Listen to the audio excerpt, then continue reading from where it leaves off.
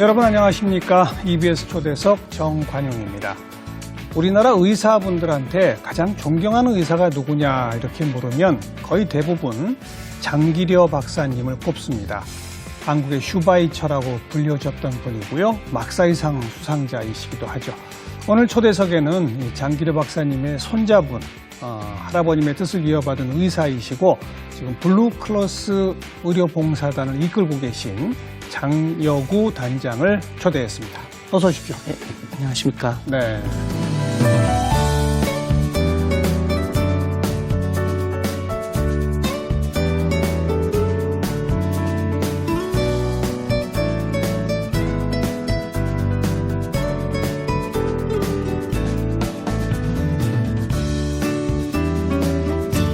할아버님이 의사, 그죠? 네. 아버님도 의사. 네. 아드님도 지금 의대. 네. 4대에 걸쳐서 이제 의사. 그렇게 되죠? 네, 그렇습니다. 지금 뭐 아직 의사가 된 거는 아니니까 좀 뭐 의사를 되기를 바로 목전에 두고 있습니다. 네네.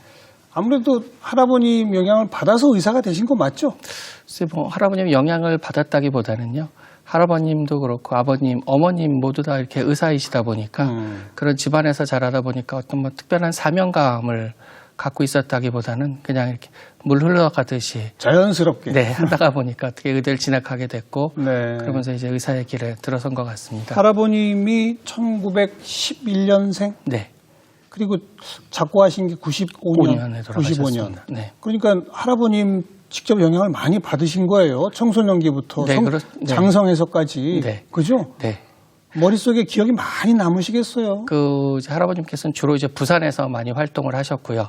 한 달에 한 열흘 정도는 서울에 계셨는데 그 서울에 오시면은 이제 항상 뭐 밖에 활동을 많이 하셨지만 댁에 오시면은 이제 항상 저하고 같은 방을 쓰시고 그러면서 저도 어려서부터 이렇게 계속 한 방을 썼어요? 네. 할아버님하고? 네. 오. 그래서 이렇게 많은 영향을 안 받았다 그러면은 거짓말이고요. 이렇게 예. 의무리양으로 많은 그런 혜택을 받았다고 볼 수가 있는 것 같습니다. 손자를 각별히 예뻐하셨나요? 네, 뭐 당연한 질문인데. 어떻게 하다 보니까 저 하나밖에 없다 보니까요. 좀 많이 사랑하셨는데 때로는 또 엄하게 하셨습니다. 뭐 이렇게 음식을 먹다가 남긴다든지 네, 뭐 물건을 헤프게 쓴다든지 이러면은 좀 다른 때보다 더 엄하게 꾸지르시면서 항상 이렇게 아껴 쓰고 이렇게 절제하는 생활 이런 네. 거를 어려서부터 네. 좀 강조하셨던 것 같습니다. 네. 어린 시절에 그러니까 할아버님 서울 오시면 한 방에서 잤다. 네, 그렇죠. 고등학생 때까지는 고등학생까지. 네.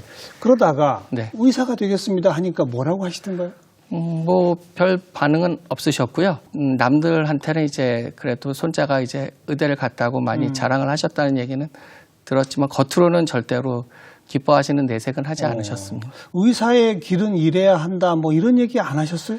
의사의 길을 보통 이제 3가지를 많이 요약을 하셨는데요. 첫 번째는 항상 공부하는 의사가 돼야 된다는 거를 중요하게 강조하셨고요. 네. 두 번째는 이제 항상 그 환자를 불쌍히 여기는 마음을 가져야 된다. 그리고 세 번째는 항상 인수를 베풀어야 되는데 돈이 있는 사람이건 없는 사람이건 항상 평등하게 환자를 대해라.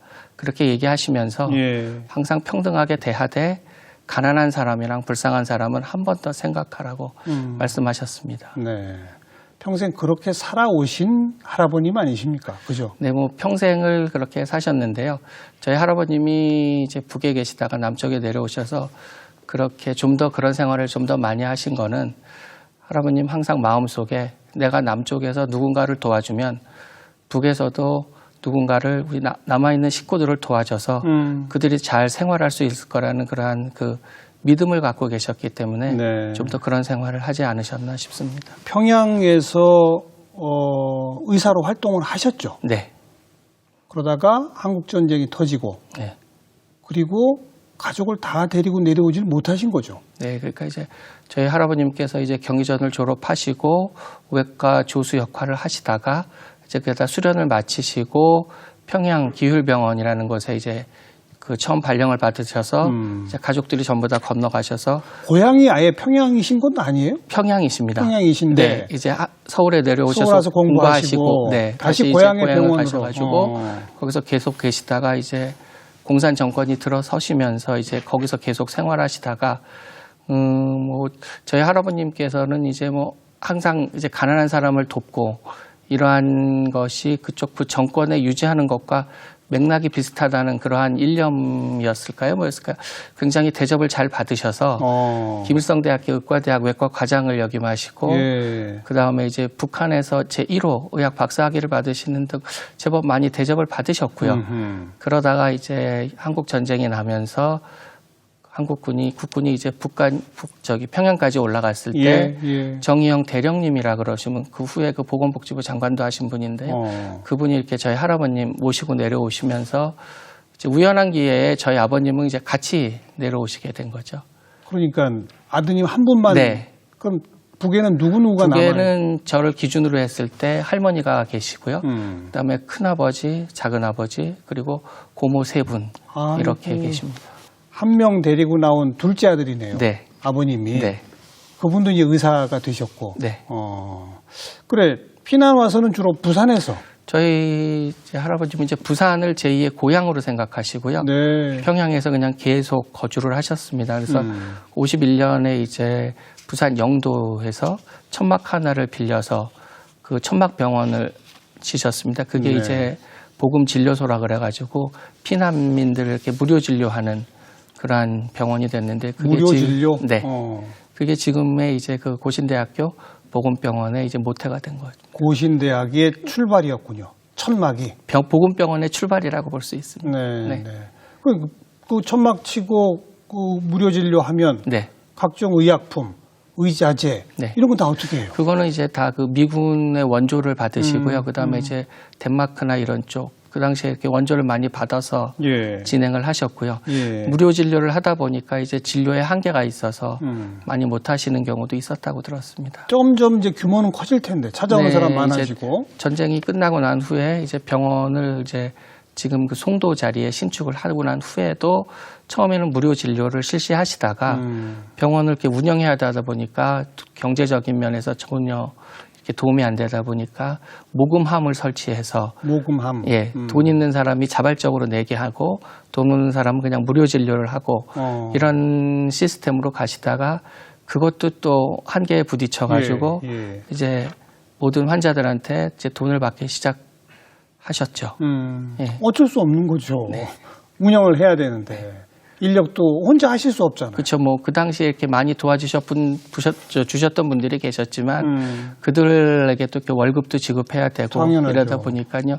그래서 그 당시에 이제 월급 체계는 처음에 이제 그 직급에 상관없이 가족 수에 따라서 이렇게 월급을 지급을 받으셔가지고요. 그러니까 자식이 많은 집은 월급을 더 주고. 그래서 그 병원에서 가장 많이 월급을 받으셨던 분이 앰뷸런스 기사분이셨는데 그분이 자제분이 9분이어서 그분이 가장 월급을 많이 받으셨고 그다음에 이제 저희 할아버님과 저희 아버님 두 분밖에 안 계셔서 가장 월급이 적은 직원이었다고. 최저 월급을 병원 원장님이 그렇게 받으신 거죠.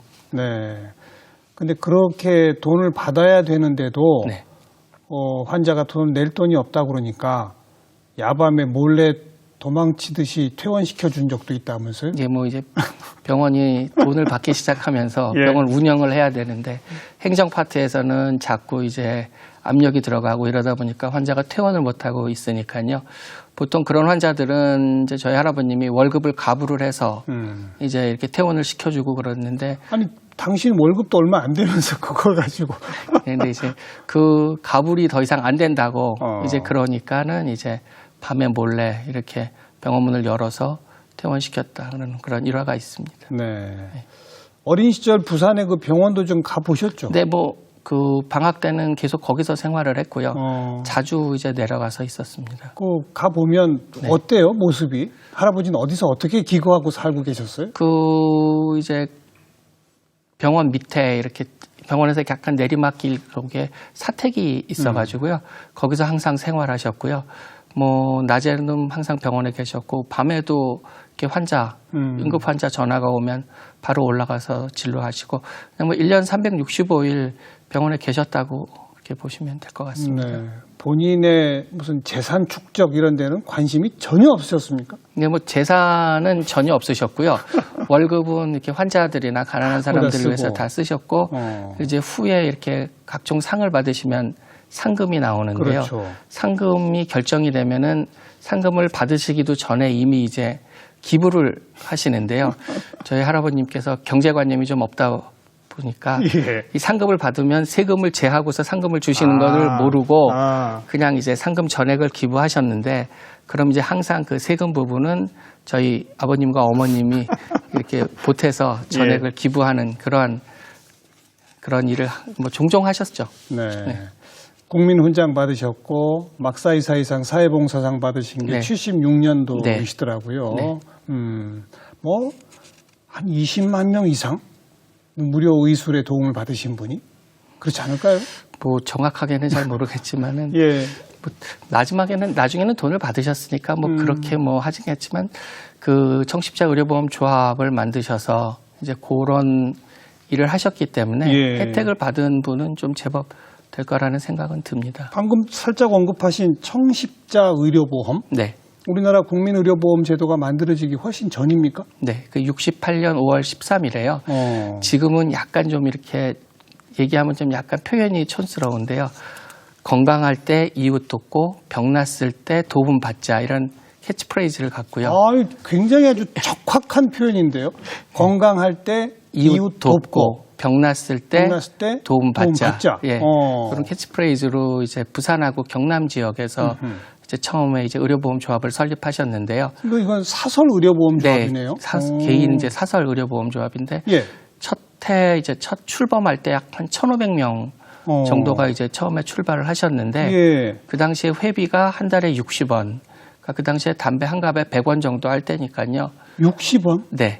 그래서 이제 그게 이제 시작 전부터 이제 끝날 때까지가 이제 부산 경남 지역에 이제 영세민들을 위한 그런 보험 혜택을 주시기 위해서 시작한 건데, 그것이 잘 이제 이렇게 발전을 해가지고 훗날에는 이제 약 한 22만 명 정도 가입이 되고 전국적인 조직으로 발전을 했다가 네. 1989년 이제 저희 나라가 전국민 의료보험 혜택을 받으면서 발전적인 이제 해체를 해서, 그렇죠. 훗날에는 이제 저희 나라 의료보험 조합의 그 모토가 됐다. 출발이네요. 네, 이렇게 많은 좋은 평가들을 해주고 계십니다. 그러니까 돈 없는 분들이 담배 한 갑도 안 되는 돈 조금씩 내서 아플 때 무료로 진료받을 수 있도록 하자. 네. 그거 아닙니까? 네. 그죠? 네. 그게 22만까지 갔다? 네. 대단하시네요. 뭐 여러분들이 도와주셔서 아마 그렇게 되지 않았나 싶습니다. 네.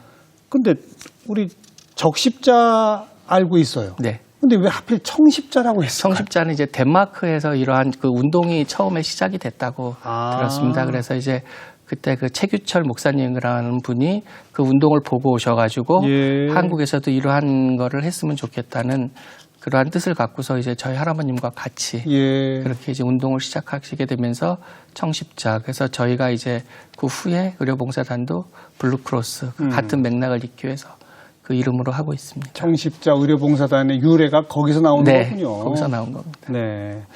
그 십시일반으로 이렇게 모여서 의료보험 조합 합시다 그랬을 때 초창기 1,500명 모으는 것도 사실 쉬운 일이 아닌데 언급하신 게 68년이잖아요. 네.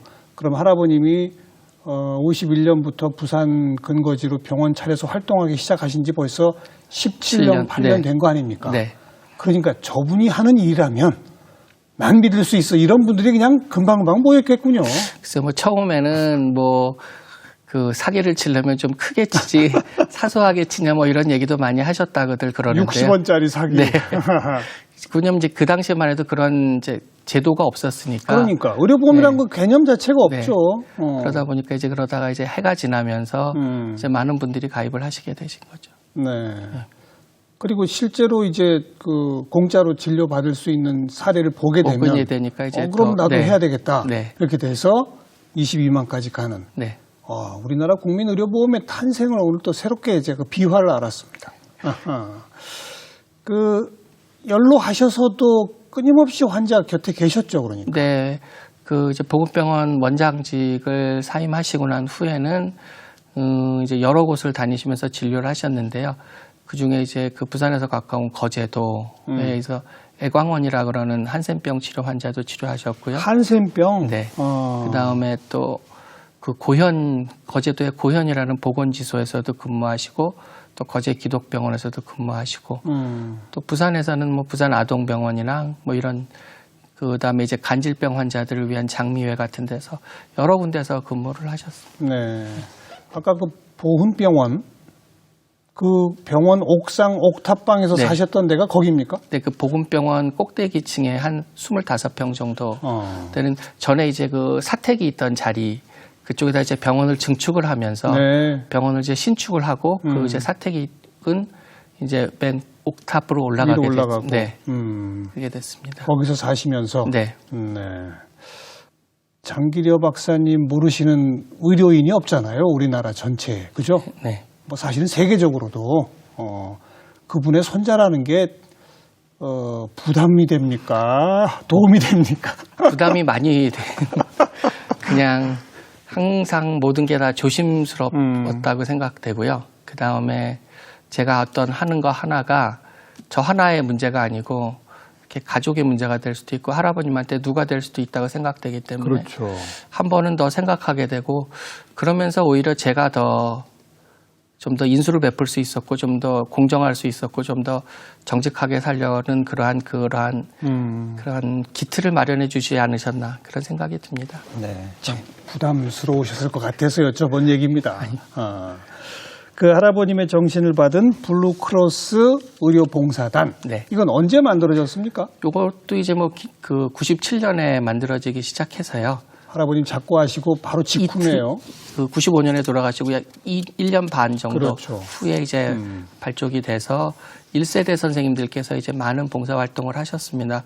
국내외를 비롯해서 캄보디아나 라오스, 미얀마 같은데 그런데 의료 봉사를 하시게 됐고요. 네. 지금은 이제 2세대들이 중심이 돼서 계속 진료 활동을 하고 있고요. 네. 국내에서는 등촌동에서 영구임대 아파트에 차상위 계층들을 대상으로 그러니까 월 2회 정도 무료 진료를 실시하고 있고요. 예. 그 다음에 농어촌 공사하고 합동으로 한국에 있는 농촌 오지 마을을 예. 찾아다니면서 지금 진료도 하고 그 다음에 위생교육 뭐 이렇게 개인들의 그 손 씻기라든지 치위생 교육 이런 거를 많이 하고 있고요. 네. 그다음에 그들에게 좀 더 필요한 어르신들이 많기 때문에 청소년들이 가서 말벗도 해드리고 간단한 물리치료도 해드리면서 이렇게 하루를 좀 이렇게 즐겁게 예. 보내실 수 있는 그런 활동을 하고 있고요. 네. 해외에서는 보통 1년에 2번 이상 정도 주로 캄보디아하고 라오스 쪽에서 의료 봉사를 시행하고 있습니다. 네. 예. 맨 처음 1세대 의료진에는 아버님도 포함이 되셨겠죠? 네. 아버님이 주도해서 만드신 거 아닌가요? 아니요. 그 아버님이 주도하셨다기보다는 그건 아니고.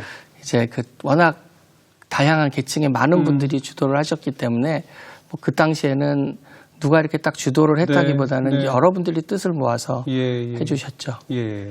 지금 현재는 네. 그러면 이 봉사단에 소속된 의사분 몇 분, 뭐 간호사분 몇 분, 뭐 이 이렇게 전체 조직이 어떻게 됩니까? 딱 뭐 소속이 돼 있다 이렇게 딱 얘기하기는 힘들고요. 저희는 뭐 봉사 갈 때마다 그때마다 이렇게 하는데 보통 의사분들은 한 150분 정도. 150명. 네, 그다음에 학생은 전국에 지금 한 150여 개 학교에서요. 한 2,000명 정도 되는 중고교 대학생들이 지금 활동을 하고 있습니다. 네. 중고 대학생이요? 네. 의대생 아니고? 의대생이 아니고 일반과 학생도 있고요. 간호과 학생도 있고 저희가 뭐 하는 일이 의료봉사만 하는 게 아니고요. 예. 금년 같은 경우에는 자폐를 앓고 있는 학생들을 하고 같이 비장애인 학생들이 그 인형극을 좀 준비하고 있습니다. 인형을 만드는 과정부터 대본을 쓰는 과정, 이렇게 음악을 만드는 과정 이런 거를 다 같이 장애인과 비장애인이 네, 같이 모여서 해서 네. 지금 10월이나 11월 달쯤에 공연을 준비하고 있습니다. 다양한 쪽에 있기 때문에요. 아, 그렇군요. 네, 굳이 뭐 이렇게 학과를 그런 거는 없습니다. 근데 특별히 네. 주로 이제 의료봉사단 하면은 의사, 간호사, 전문 인력만 떠오르는데 네. 청소년들과 함께 하자? 네. 이건 처음 시작할 때부터 그렇게 처음 시작부터 그렇게 했고요. 뭐 의료봉사를 가게 되면 뭐 조금 전에 말씀하셨듯이 의사, 간호사, 약사 이렇게 가는 줄 아시는데요. 실제로 그분들이 필요한 인력은 전체의 10% 정도밖에 안 되고요. 그래요? 나머지 90%는 순수한 자원봉사자들이 하는 일이 더 많습니다. 예. 예를 들어서 저희가 병원에 가게 되면 원무과라든지 기타 여러 과가 있듯이요. 그렇죠. 그런 과를 이제 학생들이 해주는 거고요. 또 현지에 가게 되면 어린 학생들의 저희가 어렸을 때 왜 학교에서 신체 검사를 하듯이 네네. 그 학교 학생들에게 신체 검사도 해주고요. 그 다음에 또 위생교육, 치위생교육 또 여러 가지 교육을 해주고요. 하다 보니까 이렇게 큰 톱니바퀴가 돌아가는 그러한 시스템으로 항상 운영이 돼야 되기 때문에요. 예. 학생들이 훨씬 많이 필요하고 그렇군요. 예, 그들이 또 중요한 역할을 하고 있습니다. 이 전국에 150여 개 중고대학교에 소속된 다니고 있는 청소년들이라고 했는데 네. 그럼 이 학교에는 거기도 이제 그냥 자발적으로 모인 서클, 동아리 그렇죠. 같은 그 자율 동아리라고 자율 동아리들이 네. 만들어져 있는 거고 네. 선배부터 쭉 내려오면서 이제 가입해서 네. 아 그런 거군요. 네. 네, 네. 그래서 뭐 저희하고 같이 이렇게 의료 봉사를 갔던 학생들 중에서 이렇게 뭐 이렇게 터닝 포인트가 됐던 학생들이 굉장히 많고요. 그 갔던 학생들이 느낀 점이 굉장히 많습니다. 그쪽에 그 열악한 환경이라든지 이런 거를 보면서 특히 외국 갔다 오면 네, 그렇겠네요. 해외 봉사를 갔다 오게 되면 자기가 이 처한 위치가 굉장히 지금 행복하고 이런 예. 그 자기가 지금 너무나 이렇게 행복한 생활을 하고 있다는 것을 다시 한번 새삼 느끼게 되면서 그들이 지금까지 살아왔던 것 이상으로 더 열심히 생활을 하고 있기 때문에 많은 뭐 터닝 포인트도 되고 또 갔던 학생들이 또 가게 되고 이러면서 네. 아마 이런 계속 반복되지 않나 이렇게 싶습니다. 또 거기 갔다 와서 진로를 받고 의사가 되는 학생들도 있을 거고. 네, 뭐 그 중에 이제 어떤 학생 한 명은 이렇게 재수를 하는 과정에서 여름에 너무 공부도 안 되고 약간 이제 뒤처지기 시작했을 때 저하고 같이 필리핀의 민도르 섬이라는 데를 한번 갔었는데요. 네. 거기가 필리핀인데 서울에서 가는 데만 12시간이 걸립니다. 거기를 오지 중에 오지군요. 네, 그래서 갔다 오고 나서 이렇게 뭐 다시 마음을 가다듬고서 진짜 남은 기간 몇 달 안 되는 기간 정말 열심히 공부해서 의대를 진학해가지고요. 네. 의대를 진학해서도 계속 저하고 같이 다니다가 금년에 이제 의사가 돼서 지금 이제 대학병원에서 인턴 과정을 밟고 있습니다. 그 인턴 지나고 이제 조금 시간 여유가 있으면 또 같이 가겠네요. 네, 뭐 지금도 항상 연락은 하고 예. 언제 무슨 일이 있냐고 항상 얘기는 하고 있습니다. 네. 네. 그렇게 청소년들이 현지에 가서 딱 보고 뭐라고 말을 하던가요? 뭐 항상 이제 자기가 이제 그동안 투정 벌였던 거 그런 거에 대한 약간의 이제 너무 이제 집에서 이렇게 부모님들한테 뭐 약간의 투정을 벌였던 거에 대한 반성들을 좀 하는 경우들이 종종 있고요. 그 다음에 대부분 학생들이 갔다 와서 하는 말이 뭐냐면 자기가 굉장히 힐링을 받고 간다. 자기가 그들이 느꼈던 감정보다 더 좋은 감정을 받고 자기가 더 도움을 많이 받았던 것 같다. 아니 가서 고생하고 오는데 힐링 됐다고요? 네, 그게 이제 한번 가게 되면은요. 네. 굉장히 자기 만족도가 높아집니다. 저희가 어떤 거를 도와줬을 때 그들이 느끼는 기쁨, 행복 이런 거를 보면서 저희는 2배, 3배 더 기쁨을 느끼고 저희한테 더 행복감을 찾기 때문에요. 네. 그래서 저희나 뭐 다른 쌤들이 많이 하는 게 이거 약간 중독성이 있다. 그래서 약간 봉사는 중독이다 이렇게 많이들 얘기하시고 계십니다.